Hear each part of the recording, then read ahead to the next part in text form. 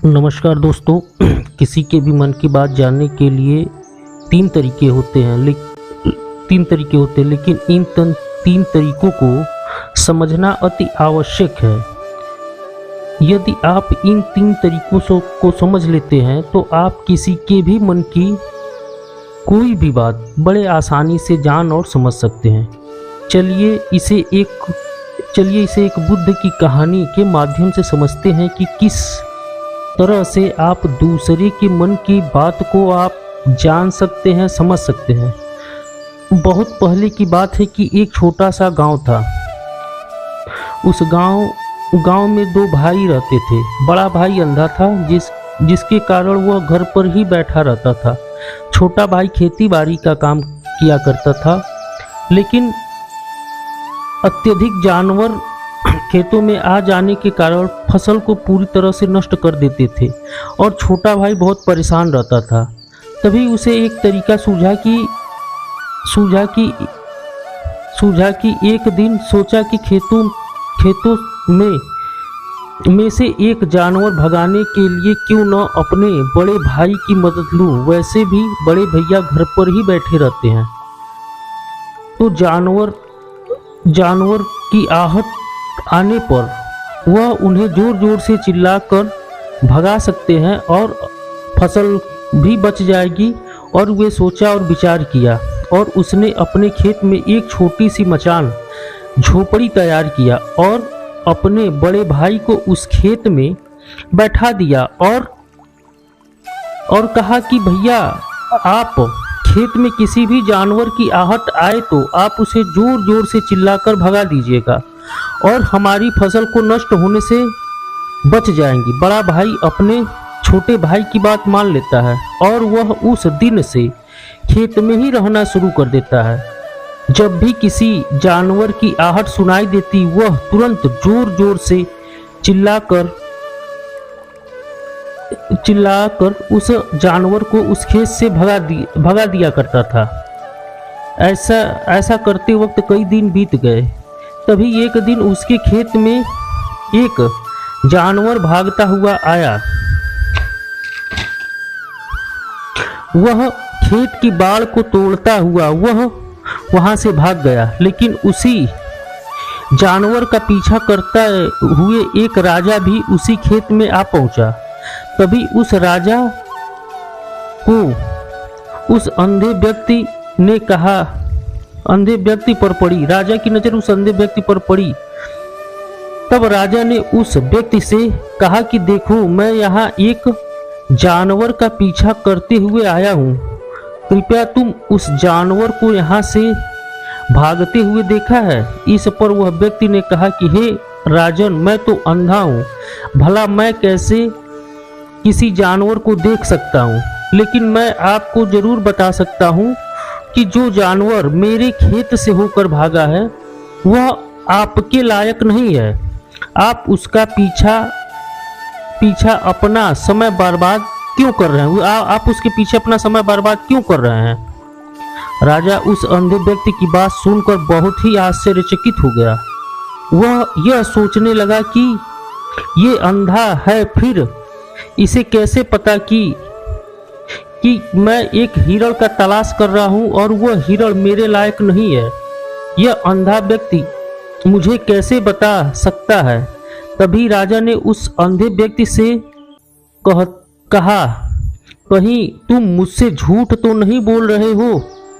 एक तरफ कह रहे हो कि तुम अंधे हो, दूसरी तरफ कह रहे हो कि वह जानवर मेरे लायक नहीं है। इस पर वह अंधा व्यक्ति कहता है, हे राजन, जिसे आप एक हिरण समझ रहे हैं, असल में वह एक हिरणी है और वह गर्भवती है। जहां तक मुझे ज्ञात है, मैंने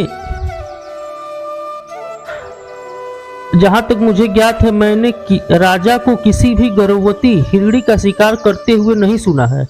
इस कारण मैं आपको यह कह रहा हूं कि वह हिरणी आपके लायक नहीं है। आप उसके पीछे अपना समय व्यर्थ न करें। यह सुनकर राजा और भी आश्चर्य में पड़ गया और वह यह सोचने लगा कि आखिर ये अंधा व्यक्ति कैसे जान सकता है कि ये हिरणी गर्भवती है। राजा कुछ देर सोच विचार करने लगा और अपने सेनापति से कहा कि आप लोग उस जानवर को जिंदा पकड़ना है और यह पता करना है कि वह जानवर हिरणी है और क्या वह गर्भवती है, क्योंकि इस अंधे आदमी की बातों पर विश्वास नहीं हो रहा है। यदि वह हिरणी है और वह गर्भवती है तो वह हमारे शिकार करने योग्य नहीं है, क्योंकि हम एक हिरणी का पीछा कर रहे हैं और हम एक हिरणी का शिकार नहीं कर सकते। इसलिए जाओ और पकड़ कर लाओ, वह हिरणी है। मंत्री राजा की आज्ञा लेकर के वहां से चला जाता है। जब वह वापस लौट कर आता है तो वह राजा को कहता है कि हे राजन, इस अंधे आदमी ने जो कुछ कहा है वह एकदम सही कहा है। वह एक हिरणी है और वह गर्भवती है। यह सुनकर राजा आश्चर्यचकित हो गया। उसे समझ में नहीं आ रहा था कि इस अंधा आदमी कैसे बता सकता है कि वह जानवर एक हिरणी है और वह गर्भवती है। भला एक अंधा आदमी ये कैसे देख सकता है, ये कैसे जान सकता है कि आखिर ये कैसे पता चला कि उसके दिमाग में ढेर सारे सवाल पैदा होने लगे राजा के। अब राजा ने यह ठान लिया कि इसके तह तक पहुंचना ही है। आखिर ये सवाल आदमी में कैसे जान सकता है कि यह जानवर एक हिरणी है। वह राजा अंधे व्यक्ति के पास जाता है और कहता है कि देखो, मैं नहीं जानता कि तुम सचमुच एक अंधे आदमी हो या नहीं। मैं तुमसे एक बात जानने आया हूँ, क्या तुम मेरे प्रश्न का सच सच जवाब दोगे? इस पर अंधा व्यक्ति ने कहा कि हे राजन, आप जो कुछ पूछना चाहते हैं आप मुझसे पूछ सकते हैं। मैं आपके बातों का सच सच ही जवाब दूंगा। इस पर राजा कहता है, देखो, एक तो तुम कहते हो कि तुम अंधे हो, दूसरी तरफ ये बता दिया कि मैं जिस जानवर का पीछा कर रहा था वह एक हिरणी है और वह भी एक गर्भवती है। आखिर तुम्हें यह कैसे पता चला? तुम्हारे खेत में और भी तो जानवर आते होंगे और भी जानवर यहाँ से गुजरते होंगे।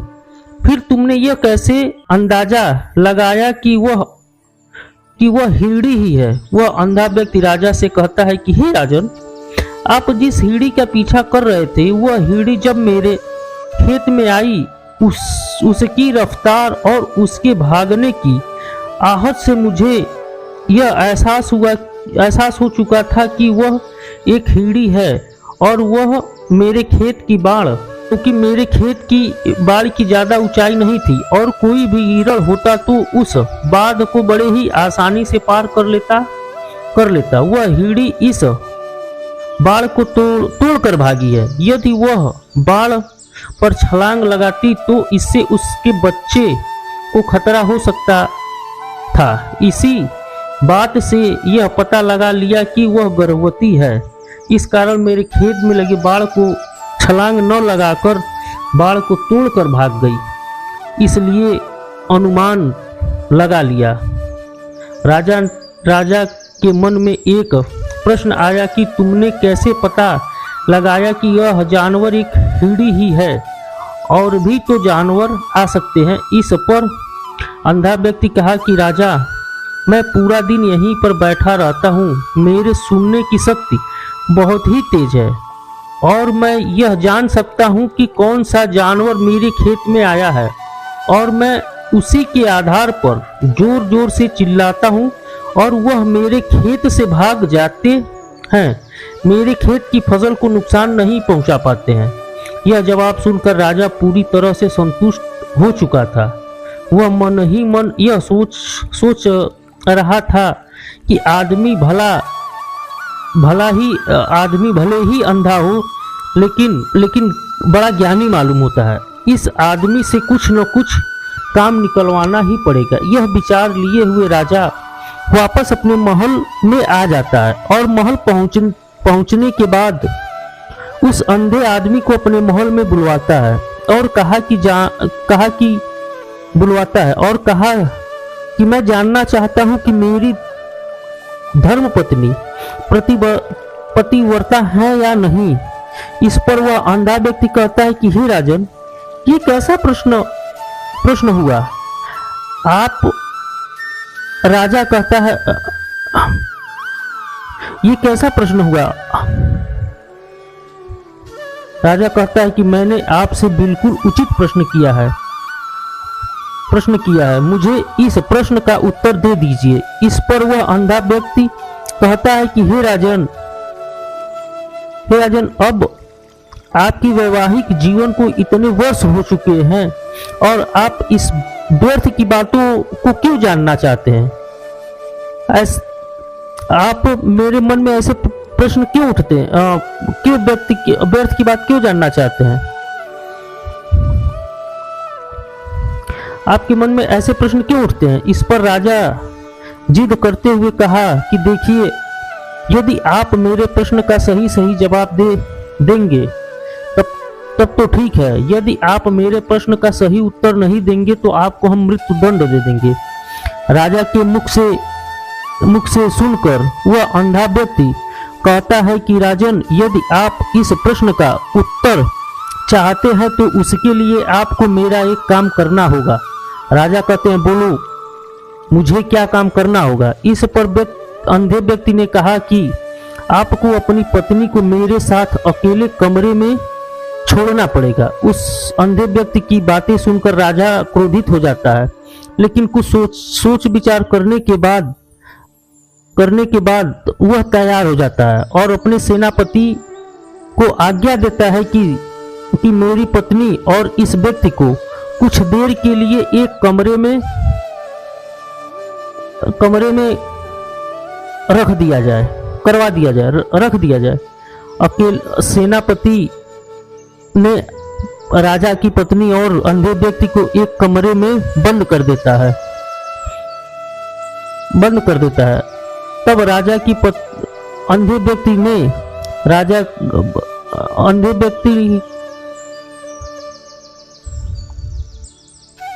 अब राजा की पत्नी और वह अंधा व्यक्ति एक कमरे में बंद हो गए। तभी अंधे व्यक्ति ने कहा कि मुझे आपको छूना है। इस बात पर रानी अत्यधिक क्रोधित हो गई और अंधे व्यक्ति की वह पकड़ कर लात घूंसों से पिटाई शुरू कर दी।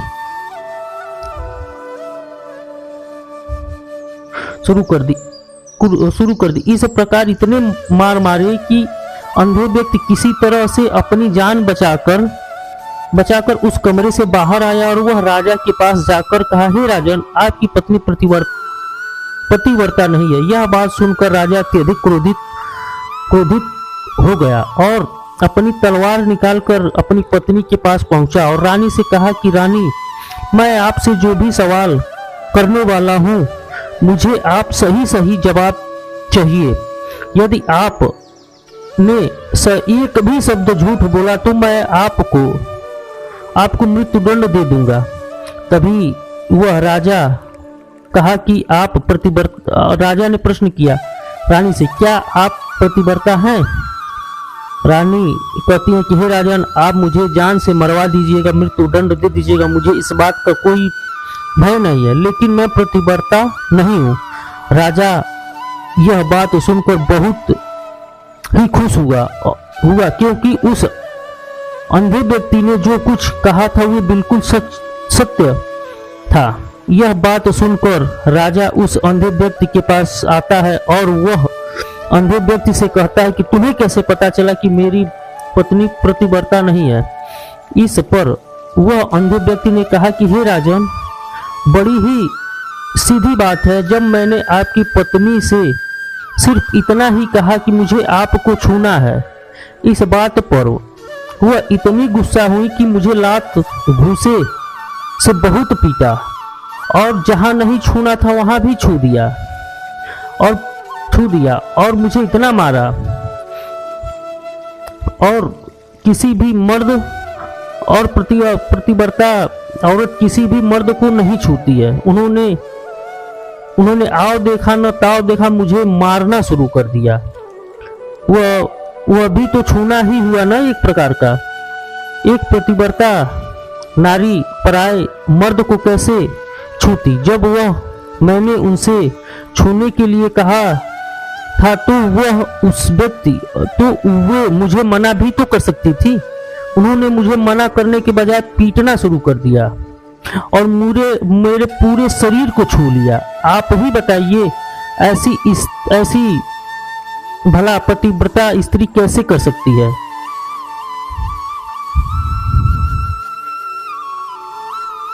पर राजा कर सकती है। इस बात पर राजा कहता है कि तुम तो बहुत बड़े ज्ञानी लगते हो। चलो एक प्रश्न का मेरे और भी सवाल का जवाब दो।